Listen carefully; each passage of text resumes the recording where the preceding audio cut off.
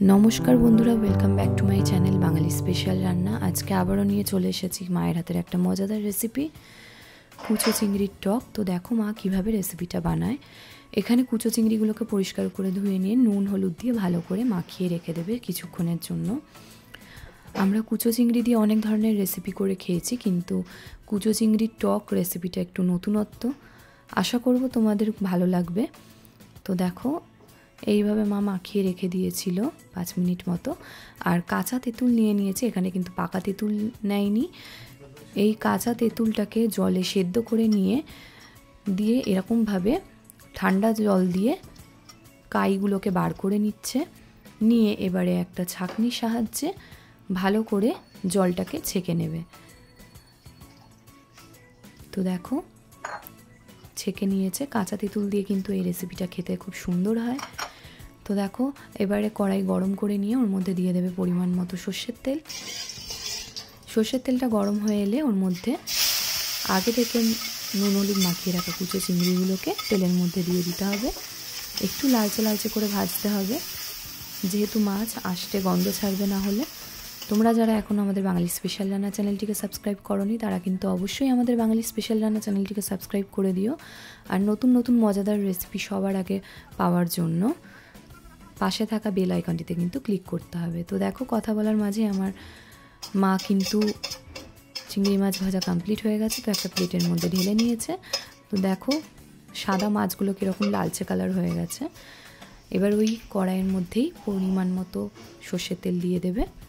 এটা কিন্তু সর্ষের তেলে খেতেই বেশি ভালো লাগবে, সেই জন্য এই তেলটা দিয়েই করছে।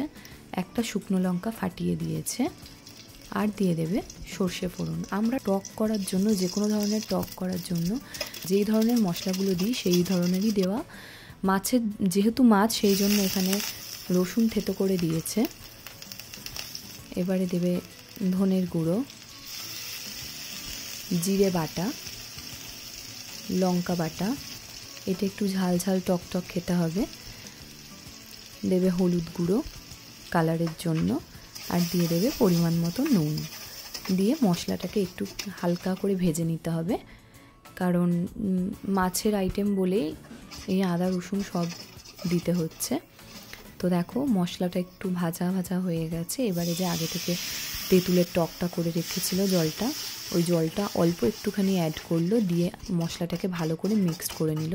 পুরো জলটা যদি এখানে দিয়ে দিত তাহলে কিন্তু মশলাগুলো ডেলা থেকে যেত, সেই জন্য একটু একটু করে দিয়ে তারপরে পুরো জলটা দিয়ে দেবে। দেখো কালারটা কি সুন্দর এসছে। এবারে ফুটতে দেবে কিছুক্ষণের জন্য। দেখো টকবক করে ফুটছিল। এইবারে এর মধ্যে অ্যাড করে দেবে ভেজে রাখা চিংড়ি মাছগুলো। তো যে যেরকম গ্রেভি খেতে পছন্দ করবে সেরকমই রাখবে। তো এটা কিন্তু খুব বেশি পাতলা হলে হবে না, একটুখানি মানে গাঢ় গাঢ় শুকনো হয়ে আসবে, তখনই নামিয়ে নিতে হবে। তো দেখো টকটা কিন্তু ফুটতে ফুটতে ঠিক এই রকম চলে এসছে।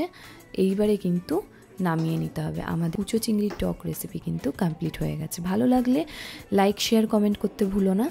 আর আমাদের চ্যানেলে কিন্তু কমেন্ট করে জানিও যে বাড়িতে তোমরা এই রেসিপিটা ট্রাই করে সবাই তোমাদেরকে কি প্রশংসা করেছে।